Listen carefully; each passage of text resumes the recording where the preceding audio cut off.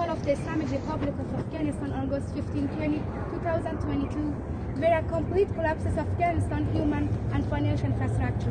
With the Taliban terrorist group taking control of the country, the system that has been built over the past 20 years with the blood of 100,000 of innocent people and thousands of soldiers, and there was collapsed and destroyed. A generation that has grown up over the past 2 decades has grown up, but has opened the door to hope for a prosperous Afghanistan to move the country from a state of conflict to development. However, all these wishes were buried overnight. The Taliban terrorist group, which has been directly responsible for shedding the blood of thousands of innocent people, a full-fledged enemy of development and infrastructure, clear violators of human rights and democratic values in 3 decades, has once again taken control of the country with the domination of this regime in the persistent decades of all educational centers, including schools and universities. Educated citizens refuse to leave the country and the shadow of ignorance and terror in once again. Meanwhile, with the emergence of the Ukraine crisis, a new global energy forgetting.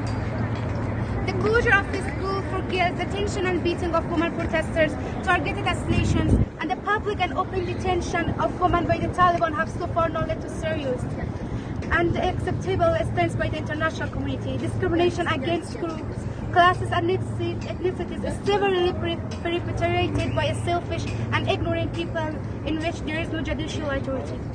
The indifference and ignorance of the countries involved in the 20-year conflict in Afghanistan in the current situation is obvious.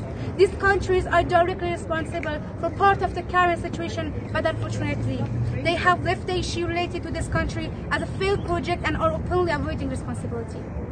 The international community and human rights defenders were sensitive to Afghanistan issues from the beginning and closely monitoring the human rights situation in Afghanistan. Our witness today the tyranny of the Taliban who have deprived girls of the most basic rights. We, the Afghanistan women living in Canada, call on the international community, the human rights in the countries involved in the country conflict, and the human rights organization to address the following demands to prevent further catastrophes in this country. 1. The uninterrupted opening of girls' school as a non-negotiable agenda. 2. Non-recognition of the Taliban as a government. No government should recognize the Taliban terrorist group as a government. The vast majority of the Taliban are international and international terrorists, and if any country or countries recognize this group, they are openly in favor of terror. 2. If a country or country wish to establish relations with the terrorist group, it should be sanctioned by human rights institutions and governments.